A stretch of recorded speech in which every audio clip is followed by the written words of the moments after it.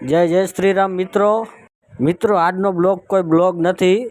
સનાતન ધર્મને જાગૃત કરવા માટે બે ત્રણ વાત કહીશ કે પહેલાં તા જોઈ લીધો ઇન્ડિયન કેટલ શો, તો થોડી નજર આગળ રખડતી ગાય માથે રાખજો।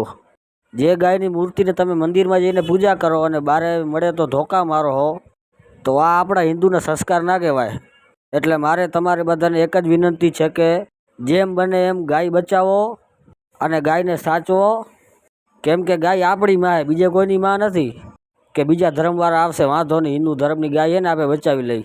અને બીજું એ કે વચ્ચે એક ટ્રેન્ડ આવ્યો હતો કે આપણા ભગવાનને, આપણા કાનુડાને થાર અંદર બેસાડીને ફરાવવામાં આવે। તો મિત્રો, આ હિન્દુ ધર્મ હે, આપણે આપણા ધર્મની શરમ ના કરવી પડે એવું કામ ના કરો યાર। હિન્દુ થઈને જો તમે તમારા ભગવાનને ગાડીમાં બેસાડી શકતા હો, તમે હિન્દુ કહેવાના લાયક નથી। અને તમે મંદિરમાં જઈને જે ગાયની પૂજા કરો ને, એ ગાય જ્યારે રસ્તામાં હામી આવે ત્યારે તમે એને ધોકા મારો, આ આપણા સંસ્કાર નથી યાર। માણા રસ્તામાંથી હાલ્યો જતો હોય ને તો પૂછા કરવા જોઈએ કોણ છો, હિન્દુ છો ભાઈ? તેથી છાતી ઠોકીને કહી દેવાનું હા હિન્દુ હું। વાત ગમી હોય તો આગળ વધારજો। તો ભલે મિત્રો, જય શ્રી રામ, જય ગૌ માતા।